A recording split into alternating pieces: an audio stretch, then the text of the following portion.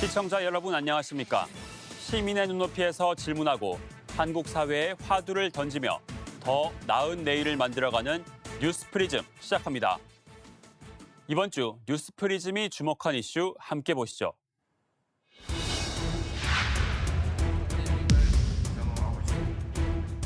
기본소득은 소득 지원을 통한 수요 확충으로 경제 회복과 지속적 성장을 담보하고 있습니다.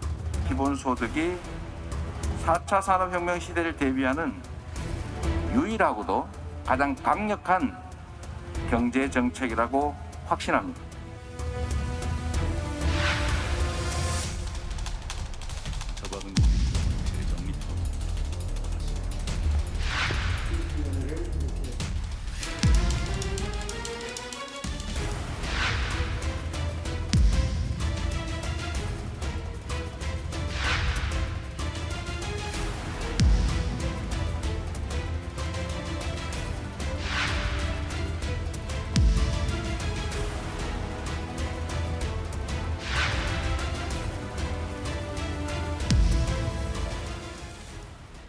최근 정치권에선 기본소득 논쟁에 불이 붙었습니다. 이 기본소득, 이재명 경기도지사의 대표 공약이죠. 당내 대권 경쟁자는 물론 야권 잠룡들까지 뛰어들며 대선 지형을 흔들고 있는 기본소득 논쟁, 장보경 기자가 정리했습니다. 최근 이재명 경기지사의 페이스북은 기본소득에 관한 공론장으로 변했습니다. 이 지사는 자신의 트레이드 마크 공약인 기본소득 논쟁에 적극 뛰어들었는데 댓글에 직접 답글을 달기도 합니다. 이 지사가 말하는 기본소득은 복지적 경제 정책입니다. 모든 국민에게 지역화폐를 지급하겠다는 구상인데 복지적 성격도 있지만 지역화폐로 경제 활력도 찾는 효과가 있다고 말합니다. 단기적으로는 예산 절감으로 25조 원을 마련해 25만 원씩 연 2회 총 50만 원을 지급하고 다음 단계로 조세 감면 축소로 25조 원을 추가 확보해 연 4회로 지급을 늘리겠다는 구상 등을 내놨습니다. 정치권에서는 이 지사가 여권 내 대권 1위 주자로 발돋움하는 데에는 기본소득이 중요한 역할을 했다는 평가가 많습니다. 성남시 청년 배당으로 각광받은 이 지사가 기본 시리즈로 확장해 이슈의 주도권을 끌어왔다는 겁니다. 판을 엎을 기회를 노리는 당내의 다른 대권 주자들은 즉각 재원 조달 문제와 실질적 효과 등을 고리로 기본소득의 허점을 지적하고 나섰습니다. 이낙연 전 대표는 불공정한 결과를 초래한다. 정세균 전 총리는 가성비가 떨어지는 정책이다. 박용진 의원은 재원 대책이 빈약하다고 평가했습니다. 대안책도 경쟁적으로 내나 이광재 의원은 참여소득을, 김두관 의원은 국민기본자산제 구상 등을 제시했습니다. 당 밖 인사로는 오세훈 서울시장과 열띤 공방이 펼쳐졌습니다. 오 시장은 가구별 소득에 따라 현금을 차등 지원하는 하우상박형 복지제도인 안심소득을 주장하면서 기본소득에 대해선 금전 살포를 합리화하는 포장지라고 비판했습니다. 유승민 전 의원도 공정소득을 앞세우면서 이 지사와 팽팽한 신경전을 벌였는데 국민의힘 윤희숙 의원도 가세해 이들 사이에 한때 설렁탕집 논쟁이 불붙기도 했습니다. 원희룡 제주지사가 기생충이라며 원색적으로 기본소득을 비판하기도 했지만 이재명계 김병욱, 이규민 의원은 기본소득의 필요성을 적극 전파하며 수비에 나선 양상입니다. 기본소득에서 촉발된 이른바 소득 공방은 차기 대선까지 쭉 이어질 것이란 전망이 우세합니다. 코로나19 영향 탓에 복지 이슈가 일찌감치 화두에 오른 것이란 분석도 나옵니다. 자영업과 취약계층 등의 피해에 따른 양극화 심화와 이에 따른 국민통합, 사회적 안전망 구축 필요성이 그 어느 때보다 필요하기에 복지 이슈가 대선에서 크게 작동할 것으로 전망됩니다. 이슈 주도권은 쥐었지만 관건은 단연 철저한 검증을 넘을 수 있느냐입니다. 이재명 대 나머지 싸움이 되는 거니까 전혀 나쁠 게 없죠. 검증이 될 건 많이 될 거고 또 지루해질 수도 있고. 복지 정책의 패러다임 전환 측면에서 기본소득의 강점을 부각하고 있는 이 지사. 이제는 국민들의 공약을 설득해야 할 단계에 들어선 모습입니다. 연합뉴스TV 장보경입니다. 대선의 계절이 다가오고 있긴 한가 봅니다. 이 기본소득이 실제 채택이 되든 안 되든 간에 대선 주자급 거물 정치인들이 나라의 미래를 논하는 건 좋은 일이죠. 역사적으로 기본소득이란 개념이 가장 먼저 등장한 건 토마스 모어의 고전 유토피아에서입니다. 모든 사람에게 최소한의 삶을 누릴 수 있도록 조건 없이 식량을 제공해야 한다는 구절이 있습니다. 한강의 기적 시절 우리나라의 초고속 성장 배경은 이 대기업을 집중적으로 지원하며 낙수 효과가 성과를 거뒀다는 분석이 많습니다. 하지만 이젠 더 이상 낙수 효과를 기대하기 어렵다는 평가가 많습니다.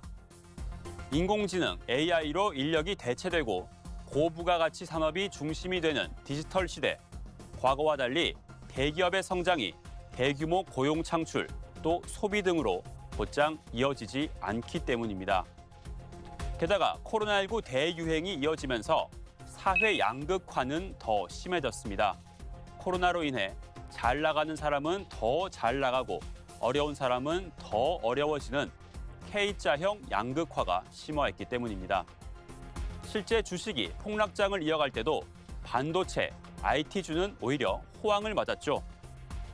이제 백신 접종으로 코로나 극복이 현실로 다가오는 이 상황에서도 관광, 외식업 종사자, 또 전통산업 노동자와 IT기업 종사자 등의 처지는 180도 다릅니다. 이런 맥락 속에 기본소득 논쟁이 불이 붙은 겁니다. 통상 경제, 복지 정책을 설명할 때 이 정부가 시장에 많이 개입하고 복지를 늘리면 큰 정부, 이를 민간 시장에 맡기면 작은 정부로 표현하는데요. 이 기본소득은 양극화가 심화하는 현실에서 큰 정부에선 복지 정책의 대안으로 또 작은 정부에선 자본주의 유지의 필수 조건인 소비가 무너지는 걸 막는 방안으로 양쪽 모두에서 거론되는 정책입니다. 우리나라에선 복지 정책의 여러 방법 중 하나로 논의가 흐르고 있는데요. 기존 복지 체계를 없애는 대신 이 기본소득을 줄 테니 자유롭게 쓰라는 방식, 그러니까 이 복지 체계를 전면 개편하는 방식일지 아니면 기존 복지 체계의 보완적 성격을 띨지 백가쟁명식으로 의견이 나오고 있습니다. 어떤 형태가 됐든 한 목소리로 나오는 지적은 과연 5천만 명에게 지급할 만큼 예산이 감당 가능할 것이냐 하는 건데요. 단순 계산으로 10만 원씩만 지급해도 1년에 62조 원이 들기 때문입니다. 인간다운 삶을 누릴 수 있을 정도, 과연 얼마를 지급해야 이를 충족할지 각자 의견이 갈릴 텐데요. 기본소득 논란의 핵심인 재원 문제를 조성미 기자가 짚어봅니다. 기본소득을 위한 재원 마련이 쟁점이다 보니 기존의 복지 지출만을 활용해 기본소득을 주는 방안이 연구된 적이 있습니다. 2017년 경제협력개발기구 OECD는 핀란드, 프랑스, 이탈리아와 영국 4개 국가를 대상으로 기존의 각종 현금 지원과 소득공제 등 혜택을 없애고 정액 기본소득을 주는 방안을 계산했습니다. 그러자 1인당 받을 수 있는 돈은 이탈리아의 158유로부터 가장 많았던 핀란드의 527유로까지로 나타났습니다.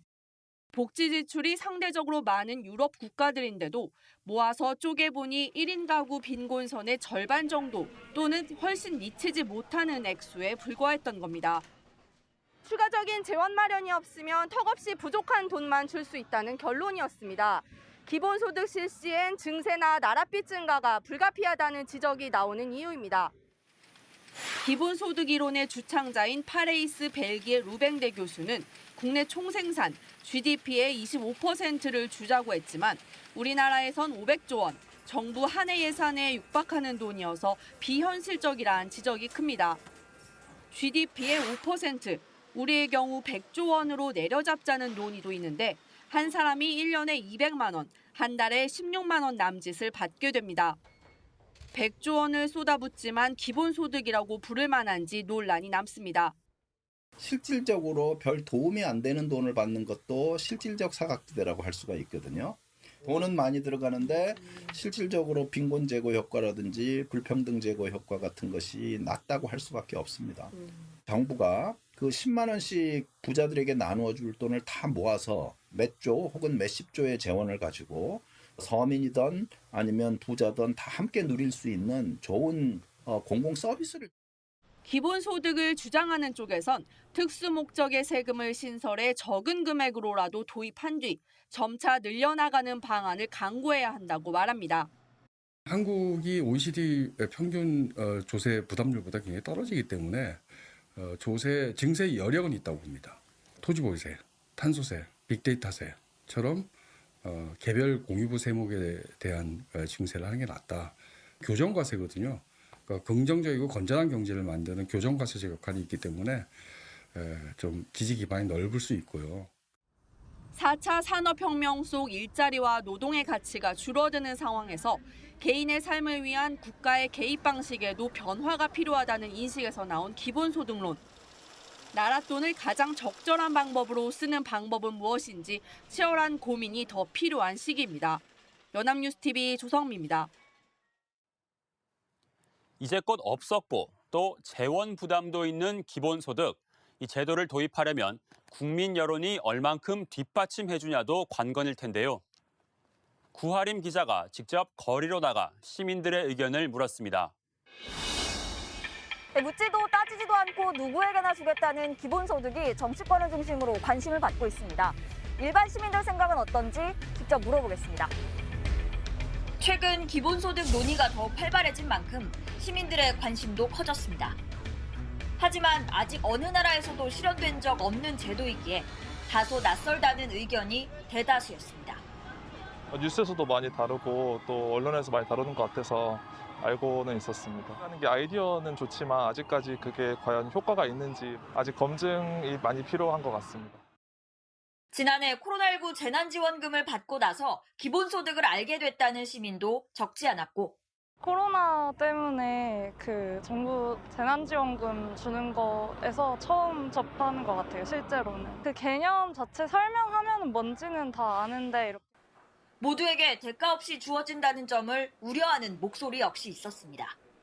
아무런 조건 없이 받다 보니까 좋게 보진 않고 있어요. 발전한 게 좀 덜하겠죠. 노력 없이 받다 보니까 게을러질 수 있고. 기본소득에 대해 아예 들어본 적이 없다는 시민도 많았습니다. 기본소득이라는 거에 대해서 좀 들어보셨어요? 아니요. 기본소득이라는 거에 대해서 들어보셨어요? 아니요. 잘 모르세요? 네. 일반 시민들에게 아직 기본소득 제도가 밀접하게 와닿지 않는 까닭은 무엇일까? 심도 있는 정책 홍보가 아닌 백가쟁명식 기본소득 내세우기가 난무한다는 점이 원인으로 꼽힙니다. 어떤 형태로 돈을 주는지, 재원은 누가 부담을 해야 되는지 정확히 전달이 안 되고 있고요. 이 액수가 이제 사실 또 너무 작으면은 의미가 없다고 느낄 수가 있고요. 근데 반대로 액수가 너무 크면은 비현실적이라고 생각할 수가 있을 것 같아요. 그래서 이걸 도입하기 위해서는 상당히 많은 논의랑 공론화가 있어야 될 거로 보이고요. 대선을 1년여 앞두고 폭발력 있는 이슈로 떠오른 기본소득. 전문가들은 표심을 얻기 위한 정책을 앞세우기보다 장기적 관점에서 건강한 복지 정책을 마련하려는 수기의 시간이 우선돼야 한다고 강조했습니다. 연합뉴스TV 구하림입니다. 법안을 발의한 사람이나 사건 피해자의 이름을 딴 법안, 네이밍법이라고 하죠. 대표적으로 윤창호법, 김용균법 등이 있습니다. 주목도가 높다는 이유로 정식 명칭보단 이런 별칭으로 더 자주 불립니다. 최근 기본소득을 둘러싼 논쟁이 가열되면서 이 주요 대선 주자들은 안심소득, 공정소득, 참여소득 등 각종 소득 시리즈를 앞다퉈 내놓고 있습니다. 대선 주자들이 자기 이름을 걸고 잇따라 네이밍 정책을 내놓으면서 일단 국민 관심을 끄는 데는 성공했습니다. 이제는 이름이 부끄럽지 않도록 그 알맹이까지도 꼭꼭 눌러 담을 때입니다.